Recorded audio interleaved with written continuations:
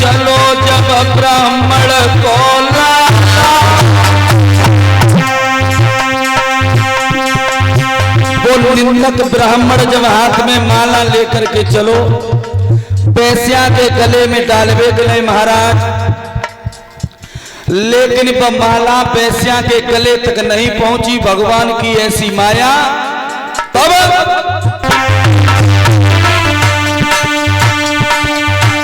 अरे सुनो बात धरे ध्यान, चलो जब ब्राह्मण को लाला।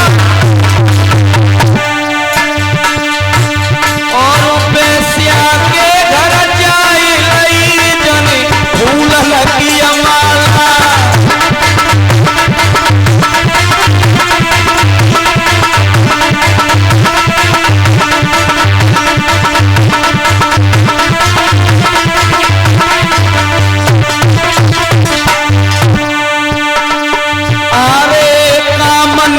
करता है घटिया,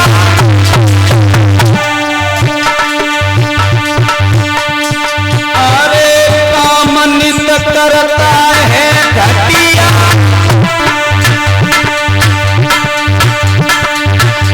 जाके लते रहो है चाय बनी है भोला की मठिया। जाके लते रहो है चाय की जमीन भोले की मठिया।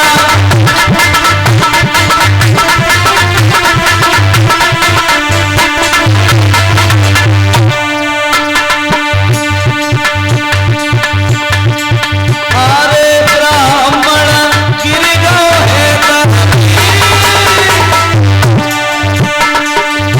भोले बाबा की। जैसे ही मठिया के सामने पहुंचो, पैर में ठोकर लगी और रास्ता में गिर गया। और जैसे ही वो निम्नक ब्राह्मण को ठोकर लगी और जमीन पे गिरो लला।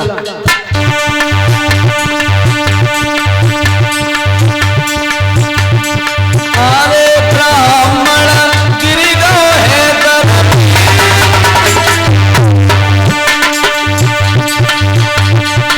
कस की ठोकर लगी के माला पहुंची मंदिर में। कस की ठोकर लगी माला कैसे मंदिर में।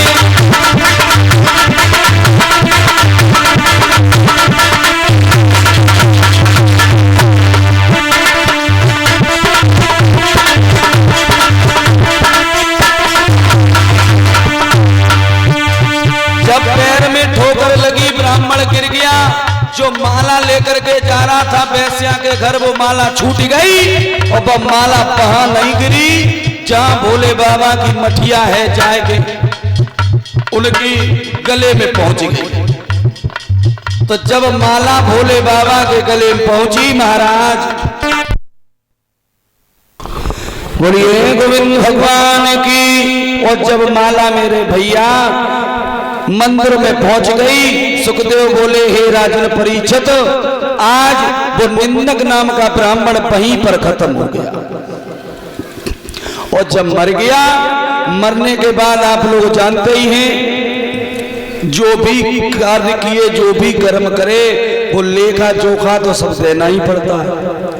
धर्मराज के पास में जब पहुंच गए, जो निंदक नाम के ब्राह्मण, लेखा जोखा पूछ लिया। देखिए इन्होंने मृत्युलोक पर क्या किया।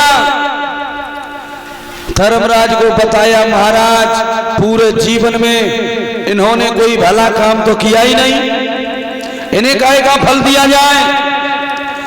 धर्मराज ने जवाब दिया, फिर देख लीजिए, अरे पूरे जीवन में कहीं थोड़ा बहुत तो इनने धर्म का कार्य किया होगा। तो वही बात मिल गई जो निंदक नाम का ब्राह्मण बेस्या के घर माला ले जा रहा था, भगवान के मंदिर में पहुंच गए। सिर्फ एक बात, जीवन में सिर्फ एक बार वही धर्म हो गया, वो भी धोखे से। धर्मराज ने जवाब दिया, ब्राह्मण जी तुमने जीवन भर काम तो सब बेकार ही करे, अब तुम्हें हम फल देंगे। वो फल तुम ये बताओ, तुम्हें सब फल तो बेकार ही मिलेगा, लेकिन एक काम अच्छा किया है उसका फल बहुत सुंदर मिलेगा। अब तुम बढ़िया फल लोगे या पहले बेकार लोगे?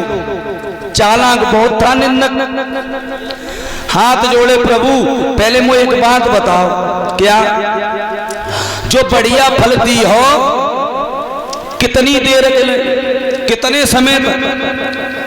जवाब दिया सिर्फ 1 घड़ी के लिए। तू कुछ भी ले सकता है मन इच्छा, और 1 घड़ी होती है महाराज 22 मिनट की। निंदक बहुत होशियार था, जवाब दो प्रभु अगर आपकी ऐसी इच्छा है तो हमें पहले बढ़िया वालों फल दे दो, और हम जो मांगना चाह रहे वही दे दीजिए। जवाब दिया तू अपनी इच्छा पूर्ण कर ले, मांग ले 1 घड़ी के लिए तुझे क्या चाहिए। आज महाराज निंदक को जब ये वचन मिल गया कि मांग ले, तो निंदक खड़ा हुआ हाथ जोड़े, प्रभु देना चाह रहे हो तो 1 घड़ी के लिए मुझे। अरे सुनो धर्म मेरी बात, और जोर जानी डारी लो मन पे।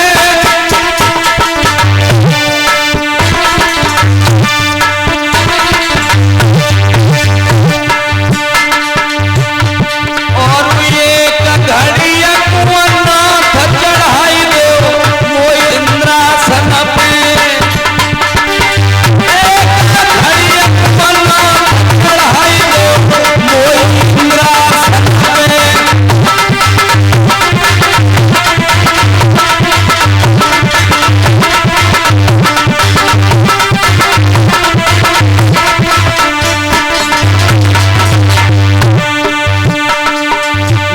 खड़ा हो गया, जवाब दिया प्रभु अगर बढ़िया फल देना चाह रहे हो तो ज्यादा कुछ नहीं, 1 घड़ी के लिए मुझे इंद्र का इंद्रासन दे दीजिए।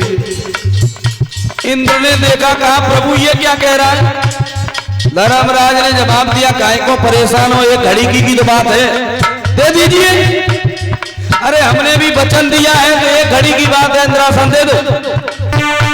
और जब 1 घड़ी के लिए जवाब दिया तो देर नहीं की, इशारा किया, इंद्र हट गया और महाराज निंदक को इंद्रासन पर बैठा दिया। और जब निंदक जम करके बैठ गया इंद्रासन पर,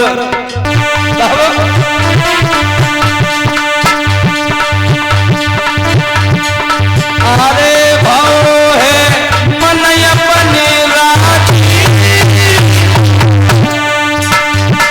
बहुत खुश है।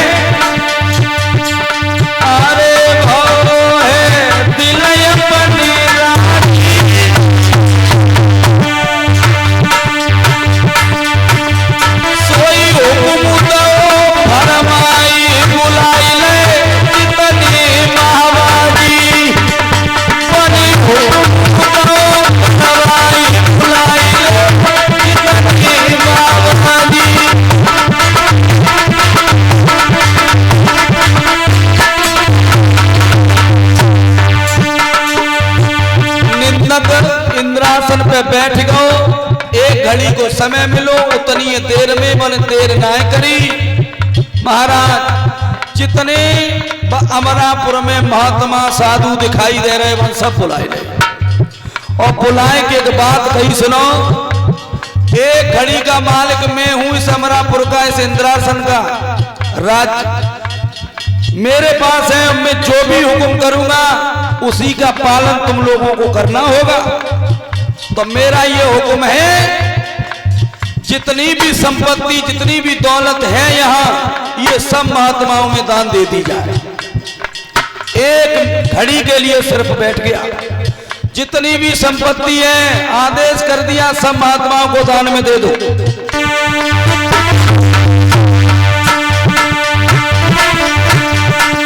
अरे तेरा निंदक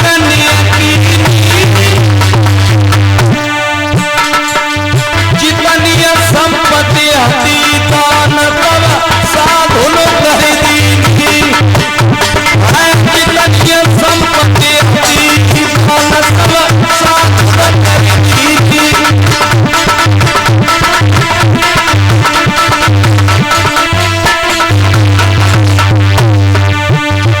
हुक्म कर दिया जितनी संपत्ति है महात्माओं में दे दीजिए। महात्मा पहुंच गए, सब संपत्ति दान में भी दे दी। 22 मिनट भी हो गई, निंदक को इंद्रासन से हटा दिया गया और जब इंद्रासन से निंदक हट गया, इंद्र पुनः बैठ गया और इंद्र ने बैठ करके जब नजर मारी, अरे नजरी जब सुरपति निया डाली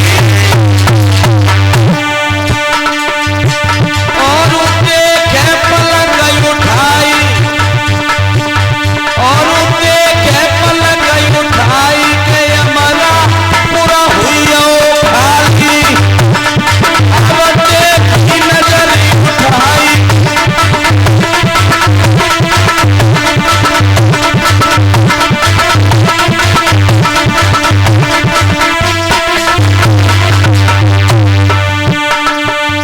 इंद्र जब बैठ गया इंद्रासन पर, देखा संपत्ति है ना, सारी संपत्ति महात्माओं में दान दे दी निंदक ने। महात्मा बा संपत्ति लय बैठे, जो भी धन दौलत जेवरात है, इंद्र को परेशान देखा, सारी संपत्ति वापस कर दी महात्माओं ने। जवाब दिया इसकी हमें कोई जरूरत नहीं है, भला हम तो भगवान का भजन करते। सारी संपत्ति भी वापस दे दी, लेकिन महात्माओं ने एक बात कही, निंदक जा जन्म में तो तूने अपनी इच्छा पूर्ण नहीं कर पाई, सिर्फ एक घड़ी के लिए इंद्रासन मांग लो, और सो तू इतना चालाक निकलो, जो तूने धर्म के कार्य नहीं कर पाए तो तूने सब महात्मा बुला करके सारी संपत्ति दान में दे दी। मैं तुझे वरदान देता हूं, तुझे वचन देता हूं। महात्माओं ने कहा आगे चल करके बलि बनेगा, जाकर के तेरे दरवाजे पर स्वयं यही नारायण भगवान भीख मांगने के लिए आएंगे, तुझे कोई हरा नहीं पाएगा। महात्माओं ने ये वरदान दिया। निंदक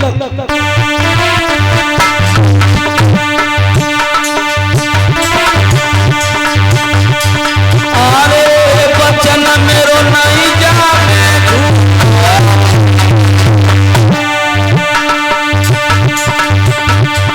अरे वचन मेरो नहीं जाने,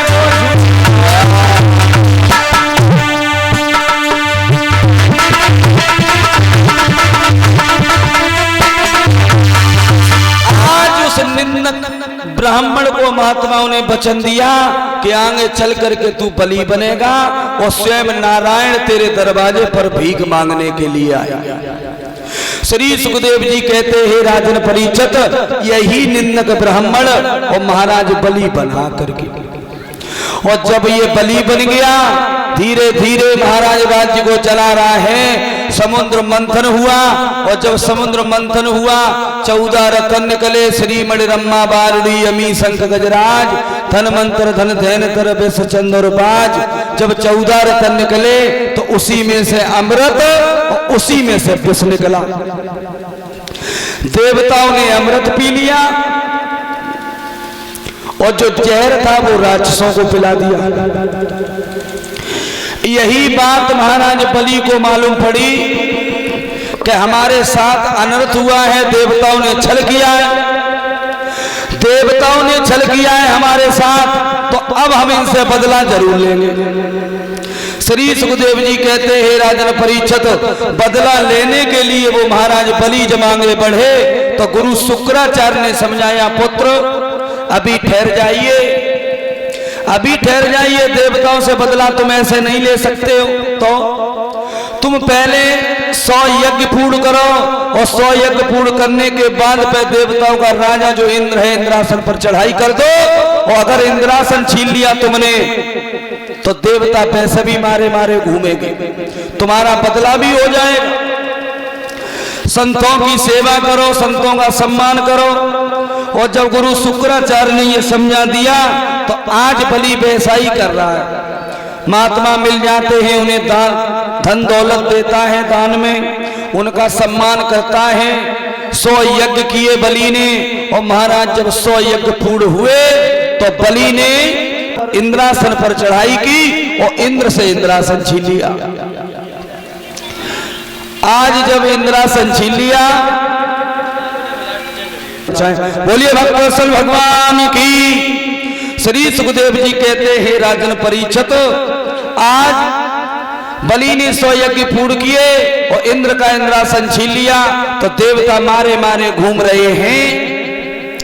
कश्यप ऋषि की पत्नी घर में दुखी है, रो रही है। कश्यप ऋषि ने पूछ लिया क्या बात है, तो बताया हम तुम्हें क्या बताएं, हमारे लड़कों के ऊपर इतना बड़ा पहाड़ टूट पड़ा, इतना दुख है कि आज हमें सहन नहीं हो रहा है। और ये सही बात है, माँ और पिता के सामने अगर पुत्र खत्म हो जाए या पुत्र पर कोई संकट है तो इससे बड़ा कोई दुख दूसरा हो ही नहीं सकता।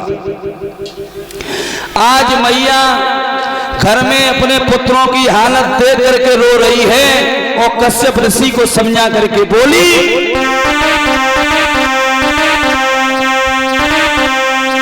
अरे